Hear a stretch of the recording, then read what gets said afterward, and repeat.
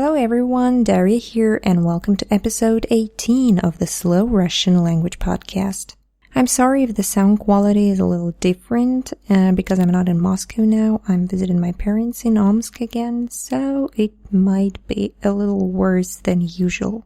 Anyway, today's episode is about Chernobyl and I'm recording it because one of my listeners asked me about it. David, hey, it's for you. And don't forget that if you're interested in any particular subject or you want to learn more about anything in Russia, feel free to contact me. My email is realrussianclub@gmail.com, so let me know if you want me to record something special. Okay, now let's jump right to the content. Чернобыль, городок в 80 километрах от Киева. Именно здесь, 26 апреля 1986 года, произошел взрыв на атомной электростанции, который вошел в историю как крупнейшая техногенная катастрофа. Интерес к этой теме до сих пор колоссальный. Десятки фильмов и сотни статей посвящены Чернобылю. На основе фотографий из зоны отчуждения сделаны компьютерные игры. Давайте обсудим несколько самых распространенных вопросов. Вопрос первый. Сколько человек пострадали от аварии? По официальной статистике, в первый год было зарегистрировано более 638 тысяч человек. Из них 187 тысяч – ликвидаторы и 389 тысяч – жители близлежащих областей.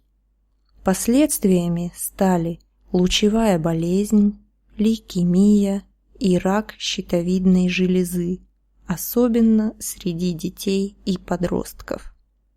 Второй вопрос. Действительно ли на территории встречаются мутанты? Мировая наука 60 лет изучала появление генетических дефектов вследствие радиации. Слухи о генетических последствиях Чернобыльской катастрофы сильно преувеличены. Зона вокруг Чернобыля больше напоминает природный заповедник, где бродят лоси, олени, волки, лисы. Биологи их изучали и не нашли ни одного двухголового или треххвостого. And that was it for the text. Now let's try to translate it and find some interesting vocabulary. So the first sentence.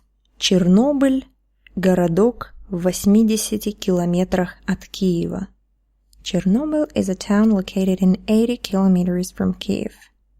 Именно здесь 26 апреля произошел взрыв на атомной электростанции. On 26 April 1986, the explosion at the nuclear power plant happened there. Here I want you to pay attention to the word именно. Именно здесь. Actually, I don't know how to translate it correctly. It can be translated as precisely, so, namely, and basically it doesn't mean anything. It just emphasizes that exactly here. For example, you want to live in some certain place, so you can say «Именно здесь я хочу жить». That's where I want to live. So there happened that terrible explosion. And the second part of the sentence was «который вошёл в историю как крупнейшая техногенная катастрофа», which will go down in history as the biggest technogenic catastrophe. Here you see the phrase «вошёл в историю», «войти в историю». It means the people will remember it years and years after. And also it means to become famous, to become popular if you're speaking about some person. What about examples? Well, imagine that something very important happened today. So you can say that this day will go down in history. Этот день войдет в историю. Like this day will be remembered. This day will go down in history. Okay, the next sentence. Интерес к этой теме до сих пор колоссальный. There is still a colossal interest to this subject, or in this subject. Well, people are still interested in this anyway. The next sentence. Десятки фильмов и сотни статей посвящены Чернобылю. Dozens of movies and hundreds of books are dedicated to Chernobyl. Here you see that in Russian we say десятки. 10 means 10, so we call it tens of movies or anything else. And in English you say dozens. Okay, the next sentence. На основе фотографий из зоны отчуждения сделаны компьютерные игры.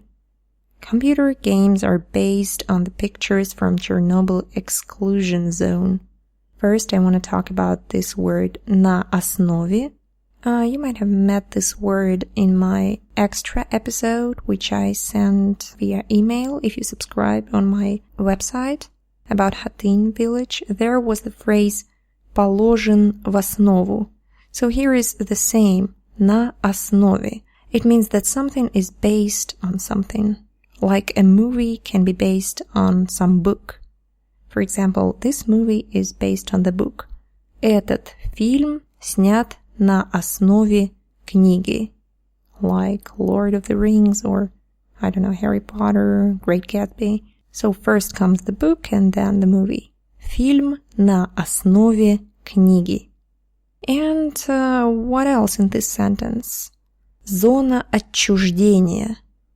Exclusion zone. It was like 30 kilometers around that place. It was poisoned by radiation. And even nowadays, there are almost no people there. I guess it's around 700, and most of them are people who work there.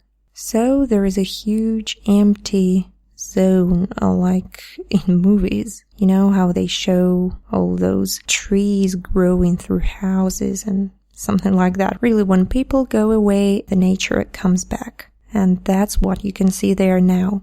Okay, the next paragraph. Давайте обсудим несколько самых распространенных вопросов. Let's discuss several most common questions. The adjective распространенный we already discussed in episode number 13, I guess. And it means common, most popular. So here, most frequently asked questions. Самые распространенные вопросы. Вопрос первый. Question number 1. Сколько человек пострадали от аварии? How many people were harmed by this accident? По официальной статистике, в первый год было зарегистрировано более 638 тысяч человек. According to official statistics, 638,000 of people were registered.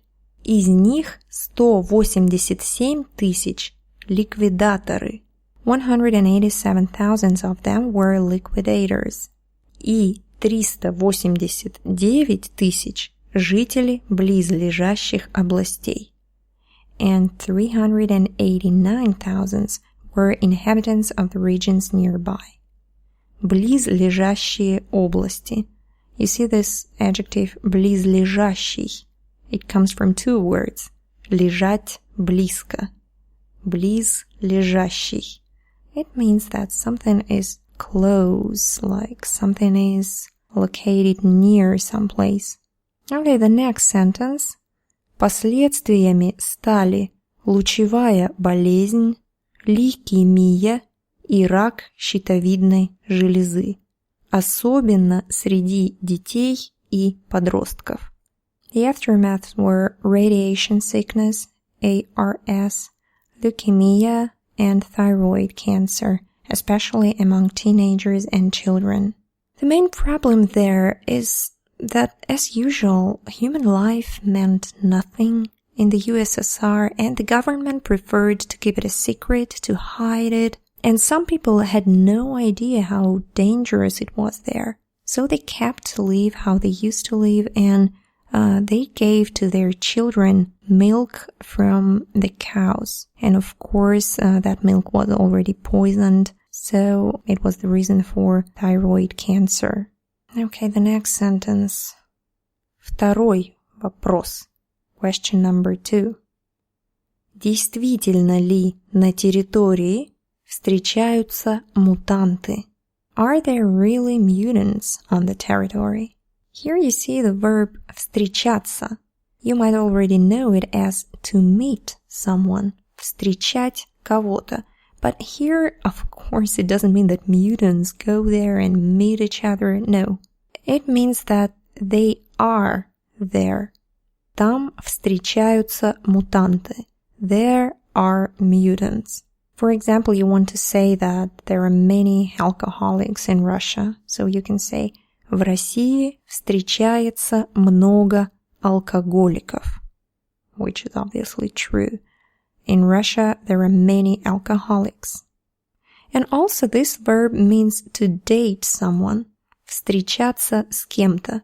For example, you are dating a Russian girl.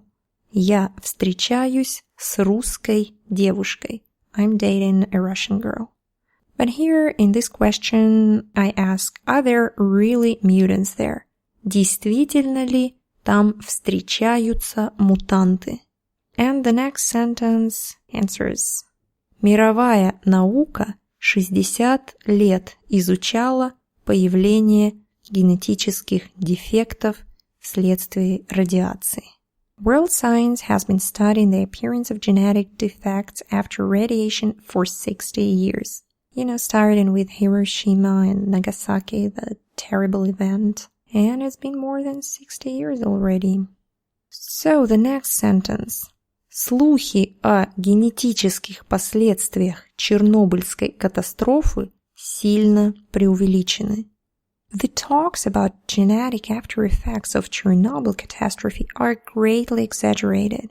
I'm sure if you ever heard of Chernobyl, you already saw those weird pictures with two-headed cows, with huge tomatoes and everything. Apparently they are all fake, so don't trust them. And the next sentence. Зона вокруг Чернобыля больше напоминает природный заповедник, где бродят лоси, олени, волки, лисы. The zone around Chernobyl looks like a nature reserve, where elks, deer, wolves, foxes wander around, or walk around. Бродят. Бродят лоси. So you see, zona, zone, pretty much the same. So it looks like park for animals now.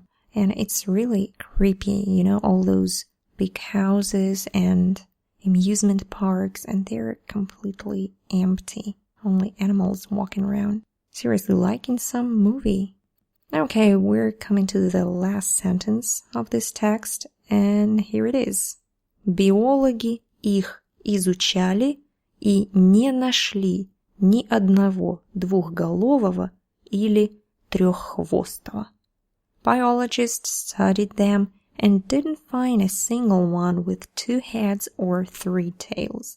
You see here are 2 adjectives. Двухголовый means 2 головы with 2 heads. And треххвостый. It means that 3 хвоста, 3 tails. And that was it for the text. I highly recommend you to read more about it because really it's the most disastrous nuclear event in human history. But actually it was not the only one in the Soviet Union. Something like that happened also in late 40s and early 50s in Urals, in Chelyabinsk. I was there like a week ago. My whole family comes from there. And you know, we still have problems with health after that. My mom has cancer and I'm having problems with thyroid. Thank goodness it's not that serious, but they say it comes from radiation. And unfortunately, again, Soviet government just pretended that nothing happened. And from there, people were not even evacuated. Government was completely silent. And only in 90s, I guess in 90s, it was not top secret anymore and everyone was just shocked with the truth. So those regions in Urals are still not safe completely. Oh, I'm so sorry. Last time I promised that this episode would be more optimistic and it turned out to be sad again. I'm sorry. So something positive in the ending, at least. Thank you very much for your reviews. I'm very happy to read them. And thank you for subscribing to my channel on YouTube. I hope to upload some useful videos too, not just podcast. And speaking about podcast, it's been 20,000 downloads. I'm very happy because I didn't know any advertisement at all. I didn't go anywhere. I didn't tell anyone. So people just keep finding me by themselves. It's great. So don't forget to share with your friends. If someone's learning Russian, I'll be very happy to see them among my listeners. Okay, I've been talking way too much again. That was it for today. Thank you very much for listening, and I hope to see you in the next episode of the Slow Russian Language Podcast. Bye-bye!